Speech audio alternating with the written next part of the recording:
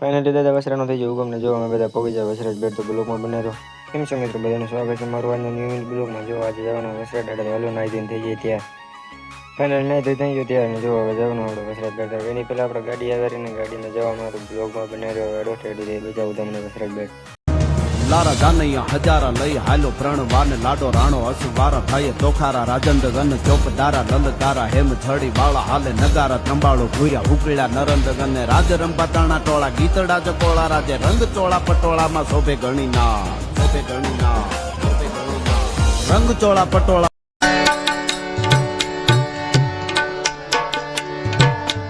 ધર્મ થી ગાણે ગાયું ની વારે ચડ્યો રે શિરતા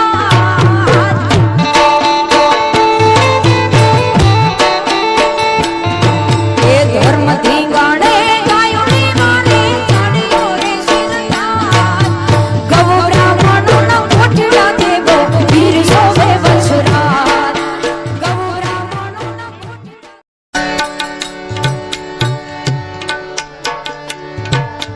ધર્મ થી ગાણે ગાયું ની વારે ચડ્યો રે શિરતા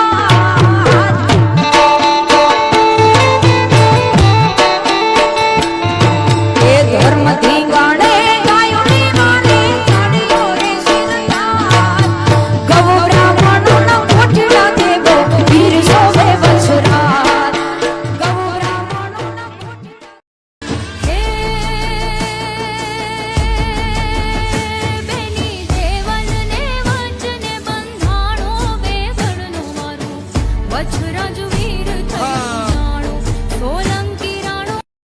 કાકબાપુને મેઘાણીએ પ્રશ્ન કર્યો કે ધડ વગરના માથા અને માથા વગરના જડની તમે વાતો કરો, આ 21મી સદીમાં સાચું કેટલું? કાકબાપુએ કઈ જવાબ ન દીધો. હાથમાં એક લાકડી રાખતા થોડી વાર થઈ એટલે દિવાલ ઉપર ભીત કરોડી નીકળી અને ભીત કરોડીની પૂછડી ઉપર કાકબાપુએ ફેરવીને લાકડી મારી. એ પૂછડી એની નીચે પડી. 1 મિનિટ સુધી પૂછડીએ ઠેકડા માર્યા.